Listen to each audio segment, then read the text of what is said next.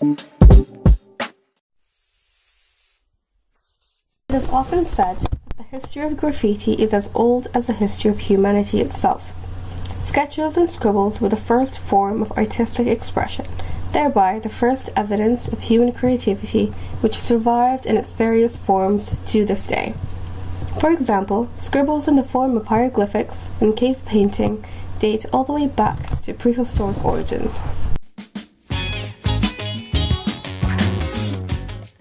It is believed that the first modern graffiti artist was named Daryl McRae. McRae gave birth to a global phenomenon. He wrote his very first tag on the walls of a juvenile institution youth development center in 1965. The workers in the center thought that McRae had a mental deficit due to the excessive amount of times he wrote his tag name Cornbread on the walls.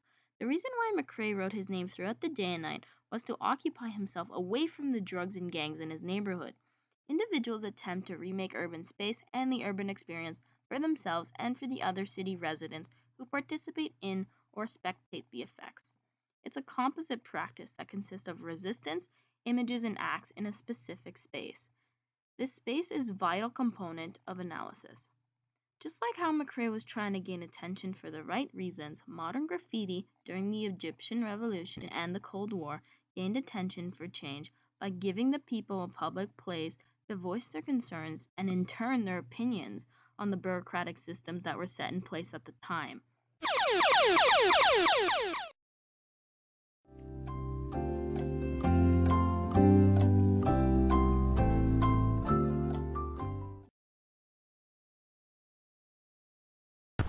Some people consider graffiti as vandalism, no matter the concept or message behind it, since by definition, it is committed without permission on another person's property in an adolescent display of entitlement. Whether particular viewers find any given piece of graffiti artistically compelling is irrelevant. Graffiti's most salient characteristic is that it is a crime.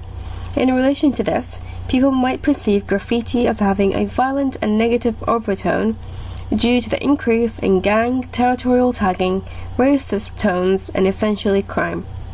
On the other hand, some may argue in favor of graffiti, in the sense that it is not a crime. Rather, it is a stance against the crime of basic human rights and freedoms. Some may even go far as saying that graffiti is an expression of rebellion against the prevailing authority in a peaceful manner. With controversial topics like graffiti, there is never going to be an agreement on one perspective. One of the reasons for this may be that people's perspectives may be skewed by their environment. Environment includes culture, and with culture, there is relativism. For example, a person from Western society who is fortunate enough to live in a democratic society is ignorant to the possibility of rights and freedoms that graffiti might bring in a corrupt bureaucratic system, since they already possess their rights and freedoms in the environment in which they live. We wanted to see the different perspectives people have on graffiti, so we decided to take the question of whether graffiti is vandalism or a platform for the expression of freedom to the general public. Here are some of the responses we got. I think graffiti is a form of art and expressionism. It's used for localized people to express their feelings and thoughts on issues of the community and what they feel at the time. I think graffiti is a platform for freedom because I think graffiti is a form of art and that's how people are expressing themselves. It also gives people a voice that may have been muted due to political or other reasons they are encountering, and it's also a way to express themselves to others.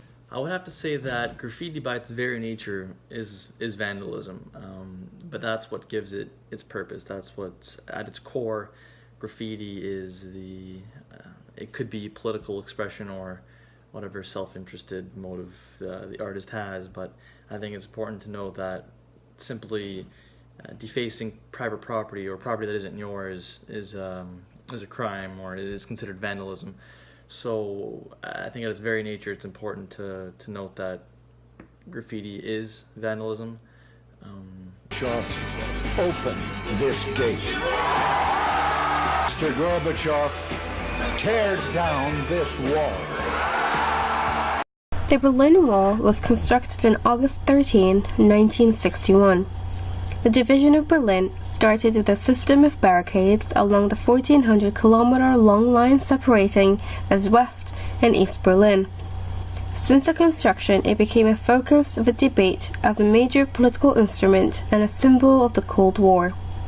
The fall of the wall was in conjunction with the bipolar global effect that caused the construction of the wall.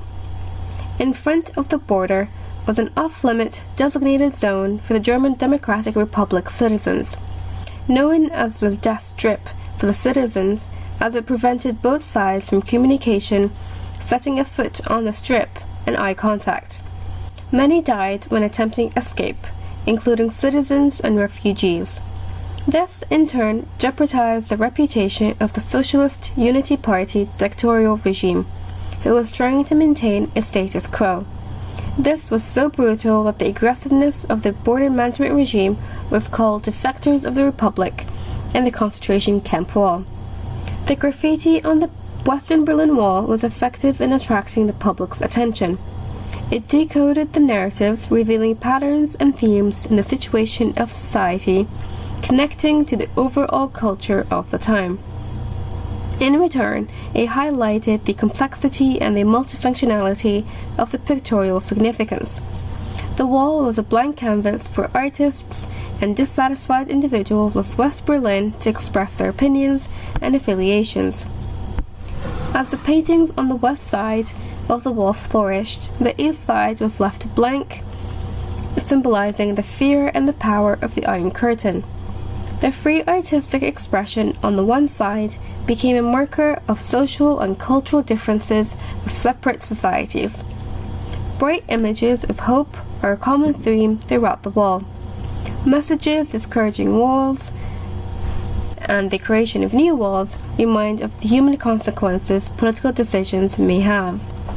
The wall came to symbolize change as art was formed from an intimidating white wall, symbolizing the transformation of the German state. The eastern side of the wall was unable to be drawn upon, which means that the art produced upon it symbolizes a freedom from censorship and oppression. Hence, the wall was deemed as a political media icon. A prominent example is the image that shows Leonid Brezhnev. He was the leader of the Soviet Union for most of the wall's existence, and Erich Honecker, who led the East Germany during this time as well. The caption underneath reads, "God, help me stay alive" in Russian. Russian artist Dmitry Verbal is responsible for this image. He calls it the brother's kiss, indicating that his disgust with the Soviet manipulation of the East German satellite state. Also, as shown in this image, Theory Noir transformed the Cold War atmosphere with bright colors and effective visuals.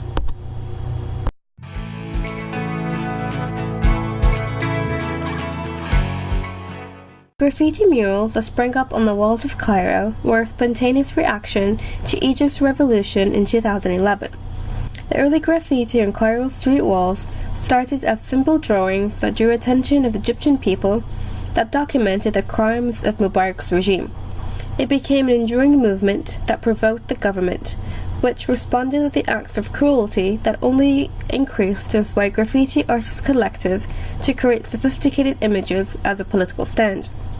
Since graffiti art is open to the public, it attracts the attention of the people who observe it, and therefore may be a trigger for conversation with either the artist or other viewers of the art.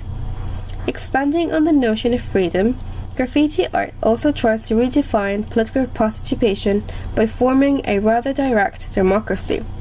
Therefore, graffiti art behaves as a satirical weapon to redefine the notion of public or politics.